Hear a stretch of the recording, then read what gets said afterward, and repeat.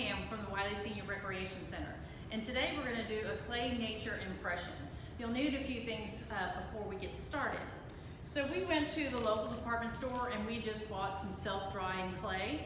If you don't have any self-drying clay or can't get out to get it, you can make your own salt dough, and we'll have the recipe attached to the bottom of this video. Also, what you'll need to do is to go out to your yard and pick out some leafy flower plants, clippings that you can use to make the impressions on your dough. So what I have done here, as you can see, I made an ornament out of one. I've used an oval shape, round shape, square, heart, and I even made a little pendant that you can use as jewelry. So to get started, we're going to start with just a ball of clay, and you'll need something to help you get it flat. If you don't have a rolling pin, you can use a spice container, or I'm just going to use a paper plate. So I'm just going to get it started, and then I'm just going to use the paper plate just to continue flattening it. You don't want it super thin, but you don't want it too thick either. A little bit less than 1/4 of an inch. And that's going to get that started. Then I'm just going to take any cup that I have around the house to make my circle, and I'm just going to push down.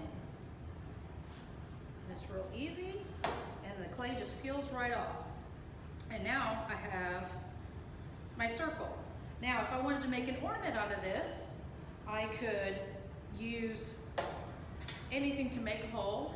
I could use before the little straw to make smaller holes for like the jewelry. And then you can use one of these two larger items, a pencil or a big straw, to put in the top to make you a hole, to put your string or your ribbon through at the end so you can hang it. Then once you've done that, then you'll just need to decide on what you want to use. So these two are what I used on this oval. Once again, this is all out of the backyard. And then I found this is a yucca plant, and then just some leaves that I added to the mix. So on this one, I think I'm going to use this little purple flower.